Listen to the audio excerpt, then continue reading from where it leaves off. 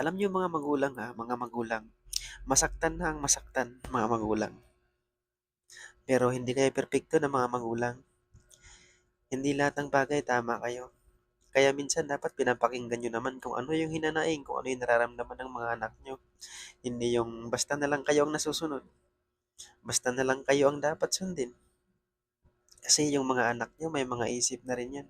Kung meron man mga anak na hindi nakikinig sa inyo, malamang merong mali sa inyo. Merong mali na ginagawa niyo kaya hindi sumusunod yung anak.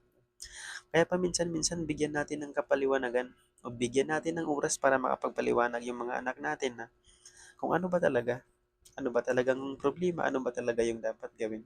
Kasi hindi lahat ng bagay tayo mga magulang tama eh. Dapat meron din tayong oras para sa mga anak natin. Give and take din dapat tayo, hindi yung basta na lang lagi na lang tayo ang tama kasi pag lagi na lang tayo ang tama, mga magulang, maniwala ka sa akin. Yung anak mo ang kalalabasan barumbado, yung anak mo ang kalalabasan siraulo, yung anak mo kalalabasan magnanakaw, yung anak mo kalalabasan adik. Dapat mga magulang matuto naman sana tayo na sana hindi porket magulang tayo, tama na tayo lagi.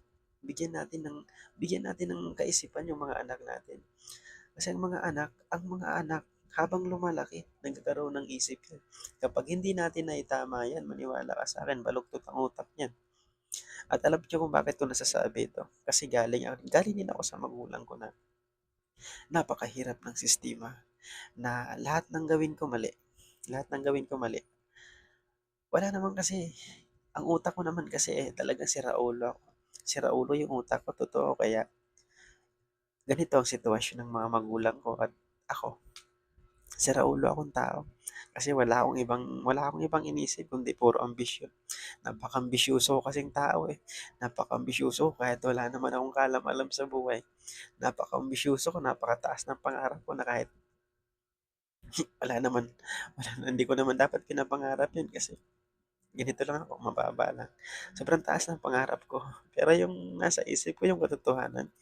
Sabi ko sa sarili ko kapag yung mga pangarap ko natupad ko, yung mga gusto kong gawin sa buhay natupad ko, yan ay wala din naman iba kundi para sa mga magulang ko. Yan ay walang iba kundi para sa pamilya ko. Kaso nga lang ito napakasakit. Ito lang napakasakit na lahat na lang ng bagay mali ang tingin nila sa iyo. Dahil ang gusto nila masunod yung kanila. Hindi naman magulang. Hindi naman magulang yung gagawa ng gusto mo at hindi naman magulang yung gagawa ng pangarap mo, kundi ikaw mismo na anak ng magulang mo. Hindi ba? Kaya minsan mga magulang gusto ko lang sana sabihin sa inyo na give and take tayo. Give and take.